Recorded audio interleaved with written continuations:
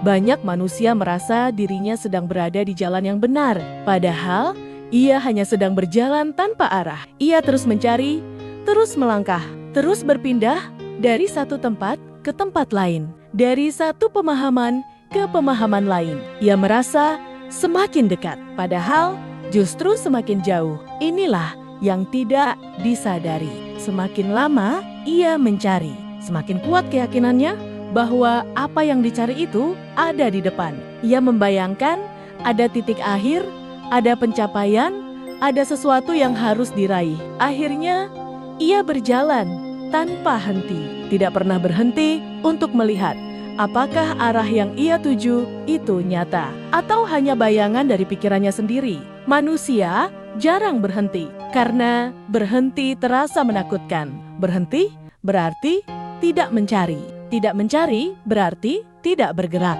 dan tidak bergerak dianggap tidak sampai. Padahal justru disitulah pintunya. Selama seseorang terus bergerak karena dorongan ingin menemukan, ia sebenarnya sedang menjauh. Bukan karena jalannya salah, tapi karena yang ia cari tidak berada di depan. Yang ia cari tidak berada di ujung perjalanan. Yang ia cari tidak berada di luar dirinya. Tapi selama ia masih percaya bahwa di sana ada sesuatu, maka ia akan terus berjalan ke arah yang tidak pernah selesai.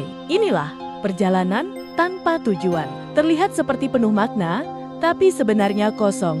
Ia mengumpulkan banyak hal, ilmu, pengalaman, istilah, bahkan pengakuan. Tapi semakin penuh, semakin tidak jernih.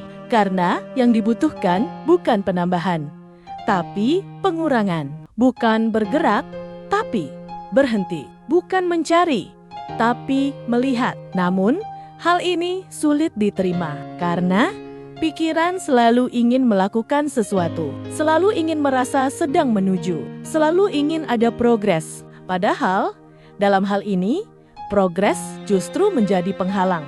Semakin seseorang merasa sedang menuju, semakin ia menjauh dari apa yang sebenarnya sudah ada. Ia seperti orang yang berlari mencari bayangannya sendiri.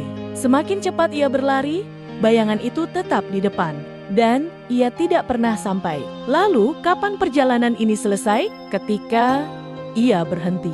Bukan berhenti karena lelah, tapi berhenti karena melihat bahwa selama ini ia tidak pernah benar-benar kehilangan apapun.